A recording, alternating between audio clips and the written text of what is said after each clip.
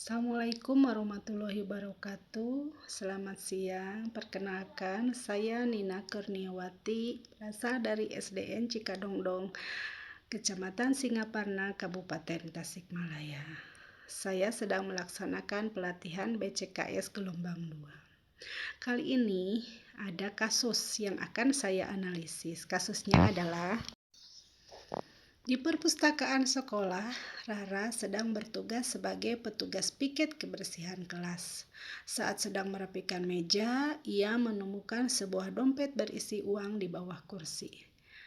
Tanpa pikir panjang, Rara mengambil dompet tersebut dan menyimpannya di tasnya, menganggap itu adalah rejim nomplok karena tidak ada orang yang melihat. Beberapa saat kemudian terdengar pengumuman dari Bu Sri, guru pustakawan, bahwa Nina, salah satu siswa kelas lain, kehilangan dompetnya saat membaca buku di perpustakaan.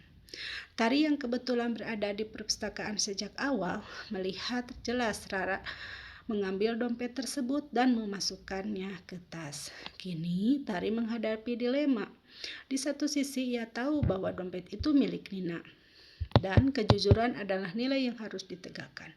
Di sisi lain, Rara adalah sahabat dekatnya yang sering menolongnya dalam mengerjakan tugas dan berbagi bekal setiap hari. Jika Tari melaporkan hal tersebut atau menegur Rara, besar kemungkinan hubungan mereka akan rusak dan Rara tidak akan bersikap baik lagi padanya.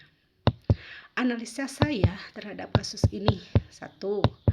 Nilai-nilai yang saling bertentangan, yaitu nilai kebenaran dan nilai kesetiaan. Kedua, pihak yang terlibat: Tari, Rara, dan Nina, dan Bu Sri. Fakta relevan: Rara mengambil dompet yang bukan miliknya.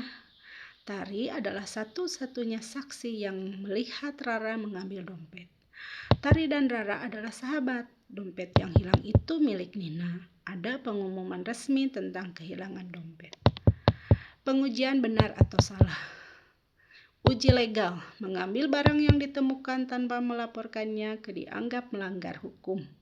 Uji regulasi: tindakan ini bertentangan dengan nilai kejujuran yang diajarkan di sekolah. Uji intuisi: naluri Tari pasti mengatakan bahwa mengambil barang milik orang lain itu salah. Uji publikasi: jika Tari diam saja dan ceritanya tersebar di media sosial atau berita sekolah, ia akan terlihat sebagai orang yang tidak jujur dan ikut menyembunyikan kejahatan. Pengujian paradigma benar dan salah. Ini adalah dilema kebenaran dan kesetiaan. Tidak ada pilihan yang sepenuhnya salah.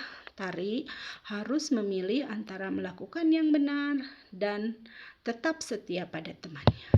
Prinsip resolusi: berpikir berbasis hasil akhir and bias thinking.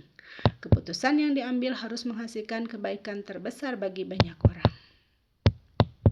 Mengembalikan dompet akan menguntungkan Nina dan menjaga integritas sekolah. Hal ini lebih baik daripada menjaga satu persahabatan yang didasarkan pada kebohongan. Berpikir berbasis rasa peduli, care-based thinking. Tari harus mempertimbangkan perasaan semua pihak. Peduli pada Nina berarti mengembalikan dompetnya. Peduli pada Rara berarti tidak membiarkannya melakukan kesalahan dan mendorong untuk bertanggung jawab. Opsi kreatif dan bijak: alih-alih langsung melaporkan Rara, Tari bisa melakukan pendekatan yang lebih bijaksana. Tari bisa mengajak Rara berbicara empat mata. Tari bisa mengungkapkan bahwa ia melihat Rara mengambil dompet itu dan menyarankan Rara untuk mengembalikannya secara sukarela kepada Bu Sri. Dengan cara ini, Tari memberikan Rara kesempatan untuk berbuat benar dan memperbaiki kesalahannya sendiri, sambil tetap menempatkan kejujuran sebagai prioritas. Keputusan akhir: Tari sebaiknya mendekati Rara secara pribadi dan mengajaknya mengembalikan dompet. Jika Rara menolak, Tari harus tetap melaporkan kejadian tersebut kepada guru, karena kejujuran harus lebih diutamakan daripada persahabatan yang tidak sehat.